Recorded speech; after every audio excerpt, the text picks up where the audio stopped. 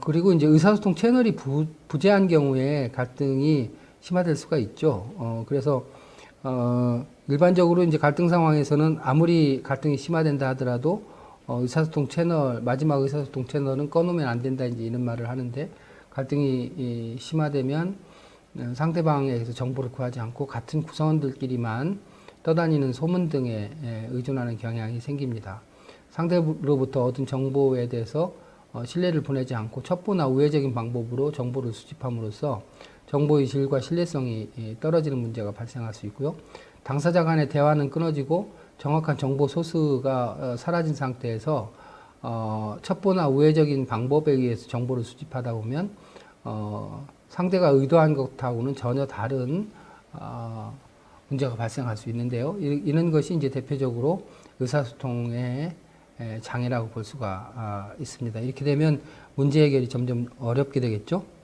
대화 중에 딴전 부리기는 뭐 상대의 말을 적어도 이제 커뮤니케이션에 있어서 복잡하기 때문에 그 오해 발생 가능성이 생길 수 있는데 그럼 그것뿐만 아니라 이제 상대의 말에 귀를 기울이지 않는 경우에 뭐 자기 얘기만 하고 싶어서 그 대화를 하는 경우도 있잖아요. 왕왕. 그러다 보면 이제 상대가 무엇을 말하고 하는 건지조차도 파악하지 못하는 경우가 생깁니다. 그래서 상대를 무시하는 과정에서 상대의 의중도 정확하게 파악하지 못함으로써 오히려 문제 해결을 더 어렵게 하는 일이 발생할 수 있죠. 정보 왜곡과 속임수, 뭐 요즘에는 그 흔히들 그 가짜뉴스 얘기를 많이 하는데요. 상대방의 이미지를 왜곡시키고 상대를 혼돈에 빠뜨릴 목적으로 단기적으로 사용하는 경우가 많이 있죠. 오래가기 어렵고 서로에게 신뢰를 주지 못하고 훼손시키는 경우가 굉장히 많죠. 뭐 대표적으로 갑작스럽게 비밀을 폭로해서 상대를 굉장히 어려운 상황에 빠뜨리는 경우도 있고요. 또 속임수로 정보를 숨기거나 정보를 왜곡하거나 아니면은 상황을 모면하기 위해서 속임수를 사용하는 경우도 적지 않습니다. 따라서 지금은 이제 이런 그 정보 왜곡이나 거짓 뉴스, 속임수 같은 것을 어떻게 관리하느냐라고 하는 것이 갈등 상황에서는 굉장히 중요한 과제 중의 하나로 되어 있습니다. 이런 이제 정보 왜곡이나 속임수가 이제 갖는 굉장히 큰 문제는 뭐냐면 정확한 분석을 어렵게 함으로써 어떻게 문제를 해결해야 될지 해결점을 찾는데 굉장히 어려움을 발생시킬 수 있다라고 하는 것이고요. 윈윈할 수 있는 가능성을 굉장히 적게 만든다 이런 점들이 있습니다. 그리고 이제 이런 경험을 계속하다 보면 상대에 대해서 굉장히 깊은 불신을 갖게 되죠. 따라서 이런 문제들을 피하기 위해서는 사전 규칙을 통해서 정보 왜곡이 발생하지 않도록 또 풍문이나 또 뭐 이런 루머에 휘둘리지 않도록 사전 규칙에 이런 내용을 명시해 놓는 것도 굉장히 중요한 방법 중에 하나입니다. 따라서 이제 사전 규칙이라고 하는 것은 본격적인 논의가 이루어지기 전에 서로 합의하는 것을 이제 사전 규칙이라고 얘기하는데요. 정보를 제공하는 방법 그리고 정보가 잘못되었거나 속임수가 발생할 경우에 이런 문제를 어떻게 해결할 것인지 이런 것에 대해서 사전에 약속을 하는 방법입니다. 예를 들면은 공개적으로 논의 과정에 대해서 얘기할 때 이해 당사자 간에 동의가 있어야만 논의를 발표를 할 수 있게 한다든지 이런 것들이 이제 대표적인 방법이라고 볼 수 있습니다. 선동적인 표현 뭐 이런 것도 굉장히 이 갈등 상황에서 중요한 내용인데요. 사실과 무관하게 자기 시인이 속한 집단의 의지를 과시하거나 이제 결집시키기 위한 목적으로 선동적인 표현을 함으로써 오히려 상황을 악화시키는 경우도 적지 않게 나타나고 있습니다. 그 다음에 이제 제3자의 역할하고도 관련이 되어 있는데요. 선동적인 대중매체, 가짜뉴스의 영향인데요. 특히 이제 현재의 미디어라고 하는 것이 굉장히 대중들의 인기라든지 영업상의 목적이라든가 이런 것을 목적으로 해서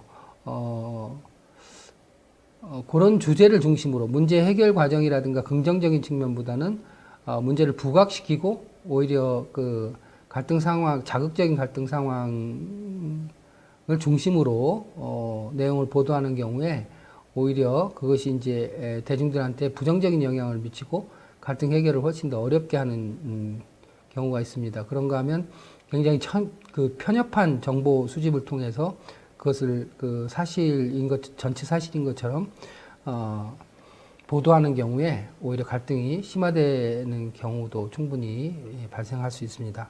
왜곡, 은폐, 과장, 엉성함, 모호함, 무의미한 보도 등을 통해서 오히려 대중매체가 갈등을 증폭시키는 경우가 굉장히 많죠. 지금 뭐 대중매체들이 대부분 다 일정한 정치적인 성향을 지니고 있는데 정치적인 성향을 뭐 지니는 것까지 뭐라고 얘기하기는 어렵지만 그 사실관계와는 전혀 무관하게 의도적인 왜곡을 하는 경우가 특히 문제가 되는 것 같습니다. 그래서 대중매체가 개입하는 경우에 논의가 훨씬 원칙적으로 진행이 되면서 문제 해결이 굉장히 어려워지는 경우도 많이 볼 수 있습니다. 불충분한 시간이나 이제 정보 수집, 불충분한 정보 수집과 시간의 제약 등도 의사소통에 있어서 문제가 될 수 있는데요. 이거는 이제 그 정확한 정보 수집을 위해서는 시간과 돈이 필요하죠. 따라서 그 충분한 정보 수집이 되지 않은 상태에서 이제 논의를 일찍 논의 기간을 굉장히 적게 갖는 경우에 충분한 논의가 이루어지지 못하고 결국은 갈등이 해소되지 않는 경우가 굉장히 많습니다. 그래서 논의 기간이라든지 정보 수집의 양과 방법에 대해서도 역시 그 사전 약속을 통해서 그라운드 룰을 통해서 미리 그 정보 수집에 필요한 시간을 확보할 필요가 있다 이렇게 말씀드릴 수 있습니다. 그다음에 이제 그 의사소통 과정에 끼어드는 신참자 문제가 발생할 수 있는데요.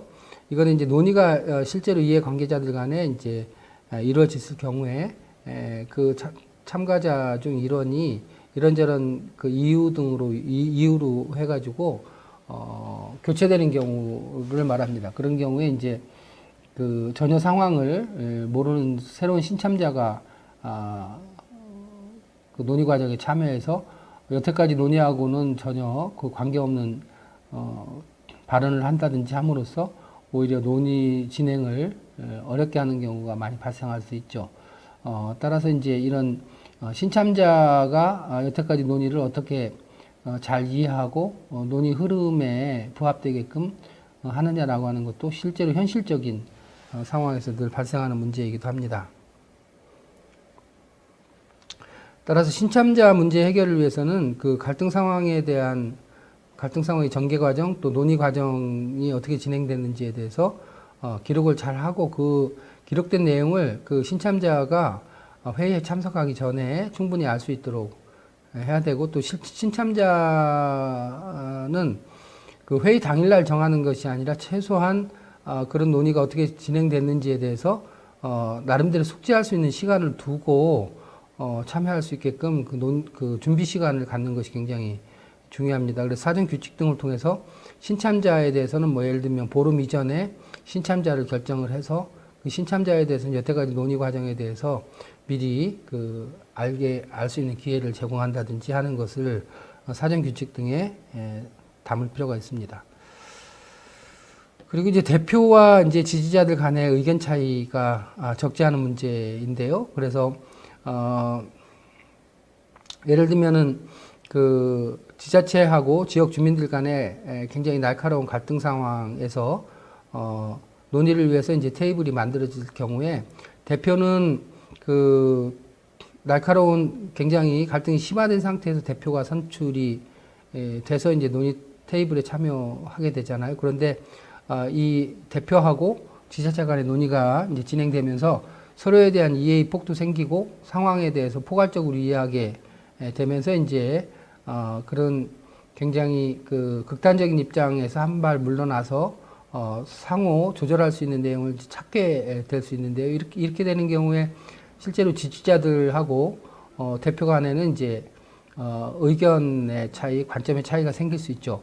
지지자들은 원래 입장을 고수하는 반면에 대표자들이 이제 논의 테이블에서 새로운 정보를 얻고 상대에 대해서 이해의 폭이 넓어지면서 훨씬 더 완화된 입장을 취할 수가 있거든요. 이렇게 되는 경우에 이제 대표와 지지자들 간의 의견 차이로 인해서 심지어는 어떤 경우에는 이제 대표를 불신임하고 보다 더 강력한 대표로 교체하는 경우도 적지 않게 발생합니다. 따라서 이제 이런 대표와 지지자들 간의 이견을 해소하기 위해서는 대표와 지지자들 간의 반복적인 의사소통이 굉장히 중요해지게 되죠. 그런가 하면은 이제 지지자들은 협상 대표에게 자신들의 의견을 그대로 표출할 것만을 주장할 것이 아니라 일정한 권한을 위임함으로써 나름대로 자율성을 가지고 판단할 수 있는 그런 그 권한을 부여하는 것이 대단히 중요하다 이렇게 말씀드릴 수가 있습니다. 예. 의사소통을 어떻게 해결할 것이냐라고 하는 것과 관련해서 몇 가지 좀 알아보겠습니다. 갈등을 건설적으로 해결하기 위해서 가장 중요한 것은 자신의 의사소통 전략을 점검해 보는 일이다 이렇게 포괄적으로 말씀드릴 수가 있는데요. 첫 번째는 이제 대화의 문을 여는 거죠. 갈등이 장기화되고 교착 상태에 빠져 있을 때 어떻게 그 대화의 문을 여느냐. 당사자들 간에는 굉장히 갈등이 고조돼 있기 때문에 이런 경우에 이제 중개자, 인터미디에이터라고 얘기하기도 하고 또 이제 구체적인 상황에서는 조정자, 이런 사람들이 이제 제3자가 교착 상태에 빠진 대화를 촉진하기 위해서 역할을 해야 되는 경우가 굉장히 많습니다. 그렇지 않으면 이제 서로 간에 이제 자존심 문제, 또 갈등 유지에 따른 여러 가지 편익의 문제 이런 것들 때문에 쉽게 대화 창구가 열리지 않는 경우가 많거든요. 그래서 대화의 문을 열기 위해서는 이제 이런 제3의 중개자를 활용할 필요가 있다 이렇게 말씀드릴 수가 있고요. 그리고 이제 앞서서 말씀드린 것처럼 고정관념을 유지하는 한은 의사소통이 원활하게 이루어지기가 어렵겠죠. 따라서 고정관념을 빠지지 않도록 하기 위해서는 우리가 알고 있는 상대가 실제 상대와는 다를 수 있다라고 하는 여지를 항상 남겨둘 필요가 있습니다. 대표적인 고정관념 중에 하나가 공공사업 같은 경우에 지역 주민들은 피도 눈물도 없고 오직 보상만 많이 받으려고 혈안이 된 사람들이다라고 하는 식의 고정관념을 갖고 있거든요. 그런가 하면 이제 주민들은 공적인 이해하고는 무관하게 공공기관이 자기 책임 때문에 어쩔 수 없이 저렇게 밀어붙인다라고 하는 생각을 하는 경우가 많습니다. 따라서 상대방에 대해서 갖고 있는 그런 고정관념이 현실하고는 좀 얼마든지 다를 수 있다라고 하는 여지를 좀 갖는 것이 중요하고, 이런 거는 특히 그 리더의 역량과도 밀접한 관계가 있습니다. 그리고 우리가 얼마나 쉽게 고정관념에 빠질 수 있고 얼마나 많은 또 고정관념을 갖고 있는지에 대해서도 되돌아볼 필요가 있겠다, 이제 그런 생각입니다. 그래서 이제 이 고정관념은 두 가지 차원에서 말씀을 드릴 수 있는데요. 내가 상대에 대해서 갖고 있는 고정관념이라는 것이 있고, 또 상대방이 자신에 대해서 갖고 있는 고정관념이라는 게 있을 수 있잖아요. 그래서 내가 갖고 있는 고정관념은 내 노력을 통해서 고정관념을 좀 극복할 수 있고, 그 다음에 상대방이 나에 대해서 갖고 있는 고정관념을 깨기 위해서는 내가 얼마든지 다른 모습을 가질 수 있다라고 하는 것을 상대방에게 보임으로써 상대방의 고정관념이 굉장히 편협한 것임을 드러낼 필요가 있습니다.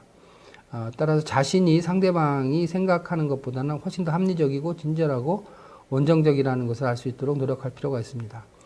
고정관념을 바꾼 가장 극적인 사건으로는 1970년대 초에 독일 빌리 브란트 수상이 핀란드 바르샤바에 있는 유태인 그 무덤, 그 묘지, 추모비를 방문해가지고 무릎을 꿇고 사죄를 하는 모습을 보인 적이 있었죠. 그것으로 인해서 이제 독일인들에 대한 폴란드인들의 인식이 전환되는 계기가 마련됐다 이렇게 볼 수 있습니다. 그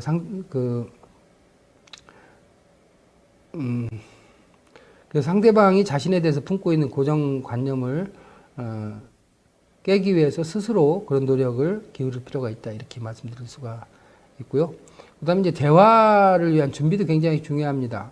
우리 이제 대화를 하면 어떤 말을 할 것인가를 중요하게 생각하지만 그 이상으로 어떤 장소에서 어떤 분위기에서 어떤 과정을 통해서 대화를 하느냐라고 하는 것도 굉장히 중요하다고 볼 수 있습니다.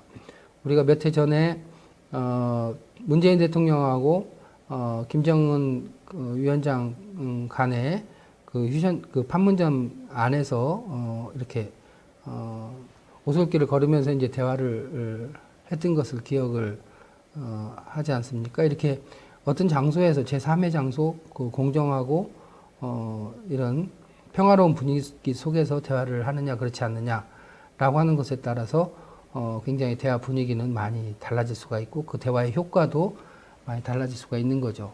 따라서 대화 장소나 대화 분위기 이런 것에 관해서도 특별히 그 신경을 써야 되고 특히 공공기관과 그 주민 간의 갈등이 발생했을 경우에 일반적으로 공공기관에서 회의를 하는 경우가 많은데 이렇게 되는 경우에 이해관계자들을 굉장히 위축시킬 수가 있겠죠. 그래서 대화 장소를 중립적이면서도 공정하게 선택하는 문제가 생각보다 굉장히 중요한 문제다 이런 말씀을 드릴 수가 있고 특히 대화 시간도 중요합니다. 대화 시간을 공공갈등의 경우에 보통 공무원이 근무하는 시간에 회의를 잡는 경우가 많죠. 그렇게 되면 이제 일반 주민들 같은 경우에는 그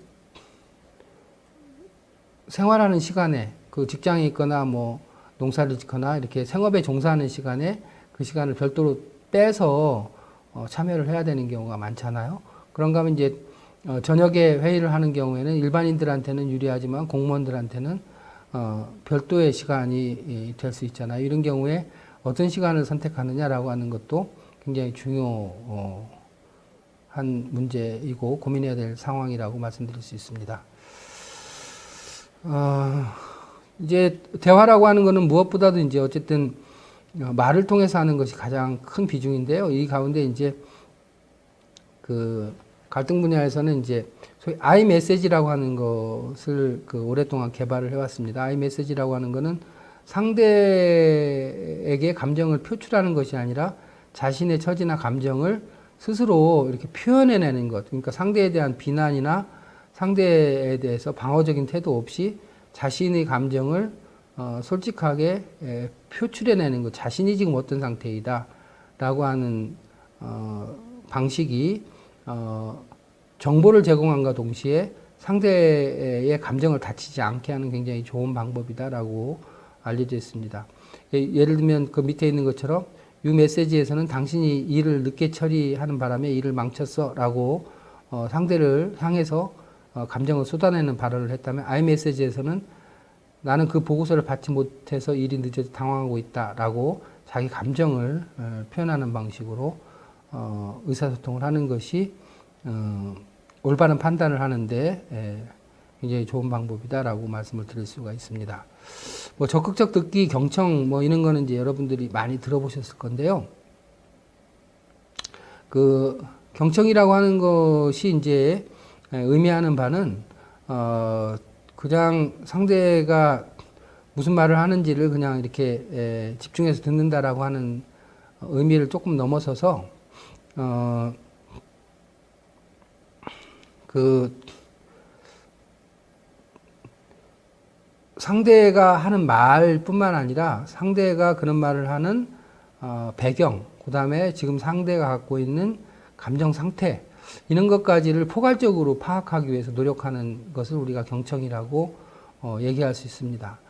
그렇게 그 상대의 말, 또 상대의 비언어적인 의사소통 수단, 그다음에 이제 그 상대가 말을 하는 과정에서 엿보이는 그 상대를 둘러싼 여러 가지 환경과 배경, 그다음에 지금 그렇게 말을 하고 있는 상대의 감정까지를 포괄적으로 인식을 해야만 훨씬 더 정확한 상황 인식이 이제 가능하고 상대에 대한 인식이 가능하다 이렇게 볼 수 있습니다. 따라서 경청을 하기 위해서는 굉장한 집중력이 필요한 거죠. 집중을 하기 위해서는 그 내 얘기를 그 상대한테 쏟아놓아야 되겠다라고 하는 마음을 잠깐 내려놓고 상대에게 집중할 필요가 있다. 상대한테 집중을 해야만 훨씬 더 보다 더 정확하게 상대의 의중을 파악할 수 있다. 이제 그런 의미로 적극적 듣기 경청에 관한 얘기를 하는 거죠. 이렇게 함으로써 이제 그 상대로 하여금 그 내 말이 굉장히 그 존중받고 있다라고 하는 느낌을 가지게 할 수 있고, 그래서 상대와의 신뢰 회복에도 상당히 도움을 줄 수 있는 방법이다 이렇게 말씀드릴 수가 있습니다.